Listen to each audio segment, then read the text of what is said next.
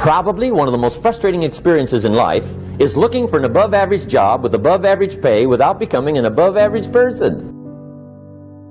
It's called frustration.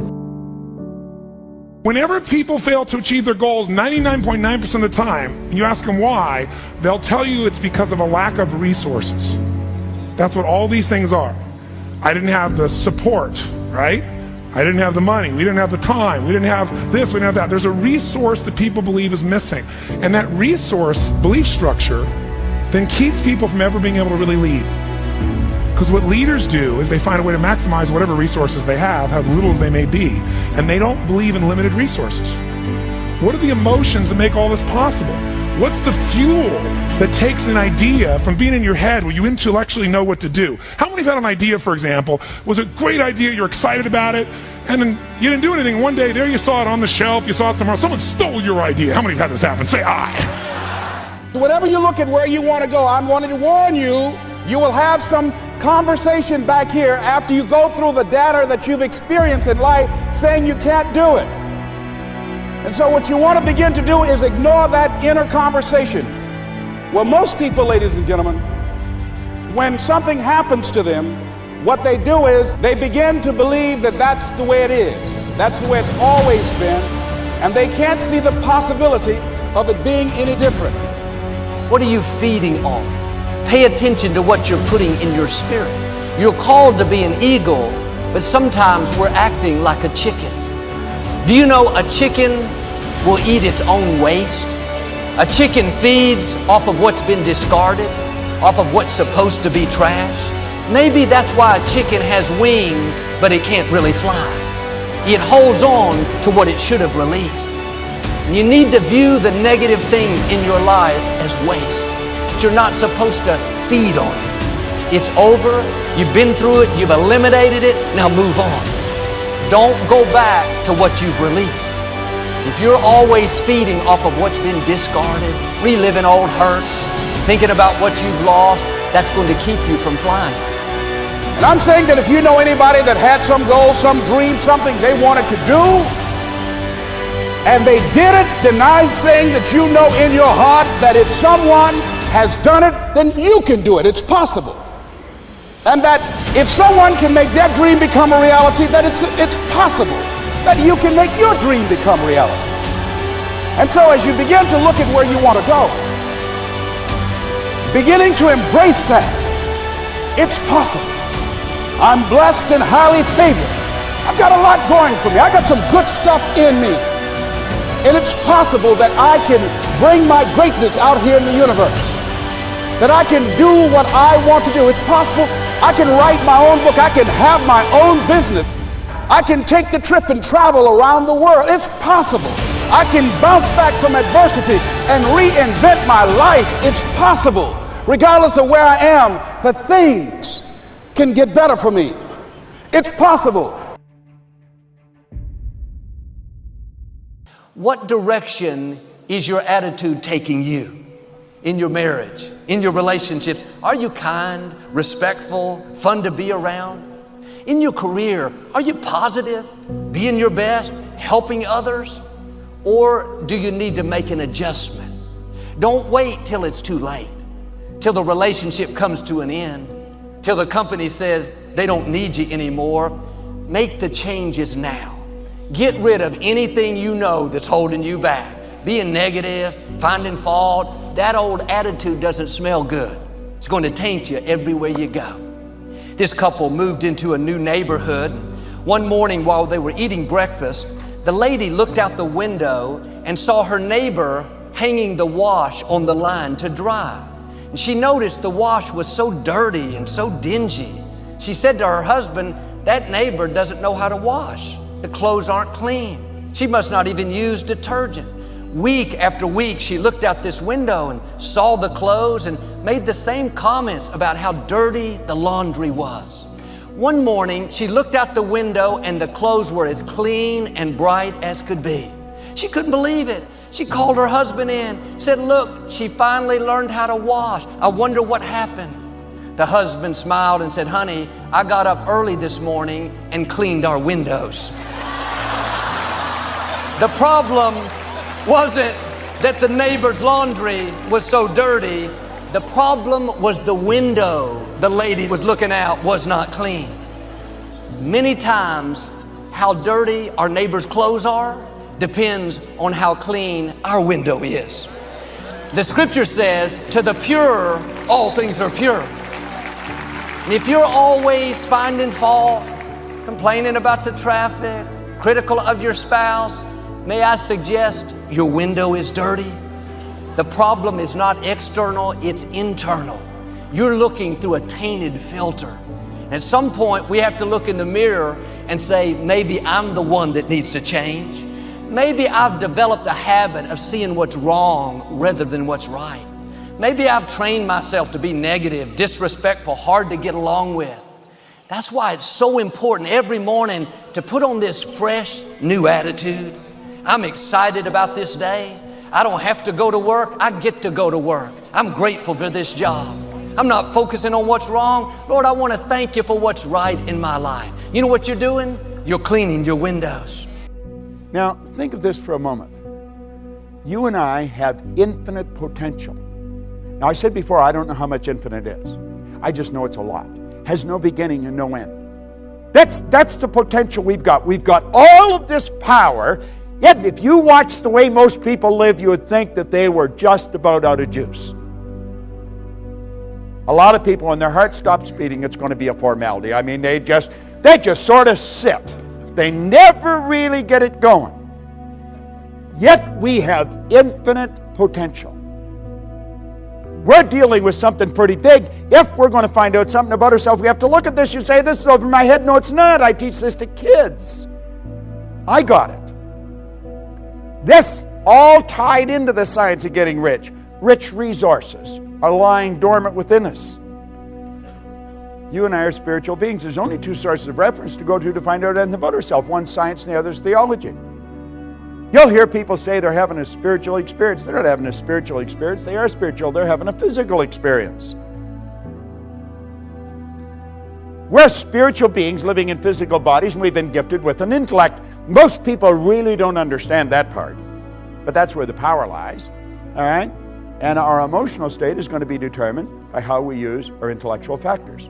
Andrew Carnegie told Napoleon Hill, he said, any idea that's held in the mind, that's emphasized, that's either feared or revered, will begin at once to clothe itself in the most convenient and appropriate physical form that's available.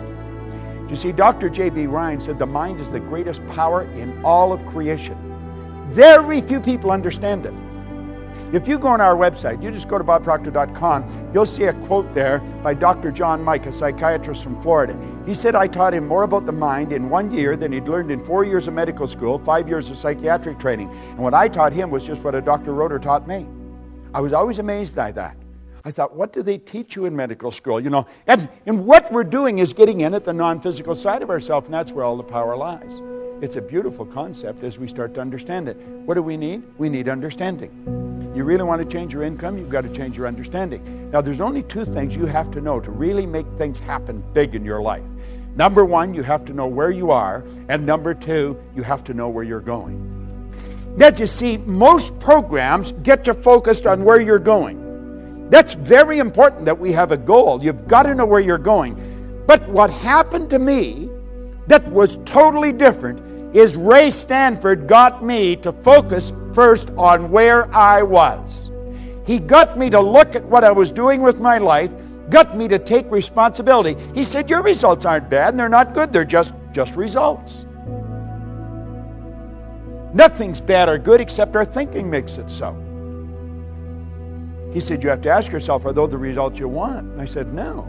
Well, he said, if you will pay attention and you'll do what I suggest, I can show you how to change it. You see? And my whole life started to change. Most people get us focused on the goal. If we don't know where we're at, we're not going to... Let's suppose we all bail out of a plane and safely land somewhere on the planet. Our objective is to get to this room. Now, we know where this theater is. We know where this room is. Our problem is we don't know where we are. Now, let's say it's overcast. We'll build a ridiculous situation. It's overcast. There's no street signs.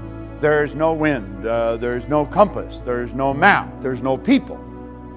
But we know we're on the north. I mean, we could be in Milwaukee heading towards the Canadian border. We could be in Los Angeles heading towards Tijuana. You could be in Atlanta heading towards Miami. We could be right outside this theater and walk away from it. If we don't know where we are, it won't matter where you're going. So you see, we've got to take a good, honest look at ourselves. What am I doing? What works? What doesn't? Who am I? And as we really get a grip on this, everything in our world will begin to change. You see, what we're seeking always is greater awareness. We're always wanting to raise our level of awareness because our results are an expression of our level of awareness. And the only way to improve results is to increase our level of awareness. All right? Now, effective goals inspire us to move to increasingly higher levels of awareness. Now here, yes, what you'll find that people say they want greater health, happiness, peace of mind. All these results are the result of a higher level of awareness. So it's awareness that we should be seeking. We want to raise this and everything else starts to happen. It happens like unadulterated magic. That's what happened to me and I couldn't understand it. Now there's a basic law that said everything in life is either growing or dying. It's either create or disintegrate. So you're never going to stay where you are. Your results are going to get better or they're going to get worse. It's create or disintegrate. No one stays where they are. Now the truth is, I think most people get a little better and a little worse. A little better and a little worse. When they get a little better, they're forcing it. But force negates. You see, there's something inside of you that's urging you to grow. This is the spiritual side of our personality. It's the essence of our being. And spirit's always for expansion and fuller expression. There's something in you that wants you to grow. If you run, you want to run faster. If you jump, you want to jump higher. If you sell, you want to sell more. This is good. It causes dissatisfaction. Dissatisfaction is a creative state. My grandmother pretty well raised me, and she taught me that I should be satisfied with what I've got. Grandma was wrong. I should be happy with what I've got, but never satisfied. It's dissatisfaction that gave us the incandescent light. It's dissatisfaction that gave us air travel. It's dissatisfaction that gave us the internet. All those things were always here. People just became aware of them. Way to fly an airplane was always here. We can go all over the world now. We're not a long ways from anywhere. We're only a short period of time away.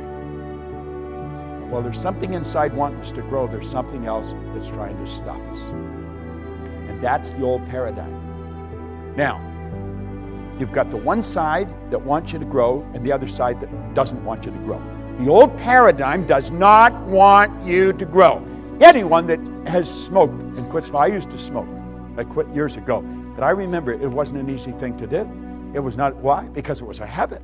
Habits are not easy to get rid of. Habits are ideas that are fixed in here that control us. Many of you have gone on diets. You want to lose weight. I'll just toss something in for your benefit. When you lose something, you're programmed to do what? To look for it.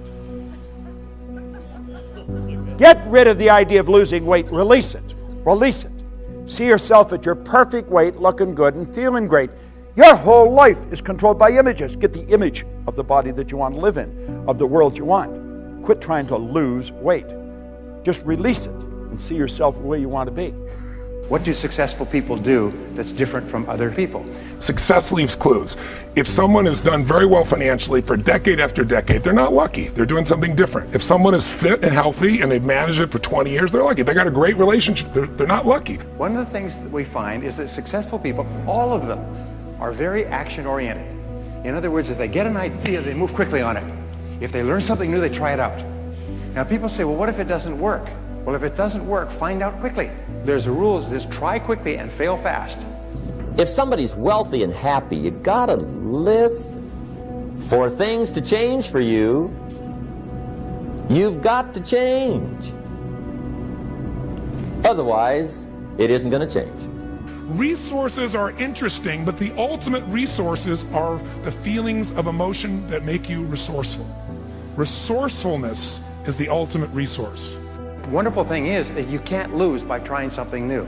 So if you were to take successful people, and there's many studies that have been done on this, if you could only look at them through a window and look at a group of people, look through the window, you could tell who the successful people are because they're always in motion. They're always trying more things. They're always active. Unsuccessful people are always waiting for everything to be just right. It's like waiting for a bus on a street where no buses go. They're still waiting. Where the bus? The bus never comes. Successful people are always taking action. So if all you do is just take more action, just get busier, you'll be more successful. It's possible to do much better at the marketplace if you go to work primarily on yourself. Learning to work primarily on yourself.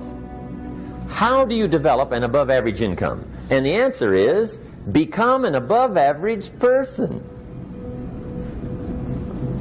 Develop an above average handshake.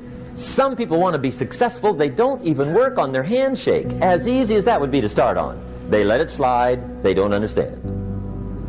Develop an above average smile. Develop an above average excitement. Develop an above average interest in other people. Develop an above average intensity to win. See, that'll change everything.